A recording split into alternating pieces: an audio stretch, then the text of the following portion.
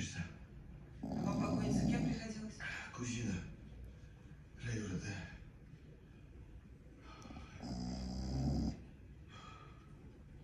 Продолжим? Да, конечно, конечно. Представьте себе, человек получает от жены подарок. Круглую сумму денег и избавление от обременительных обязательств. А на утро жену находит мертвой. Да? Согласитесь? Да, о какой сумме идет речь? Не знаю.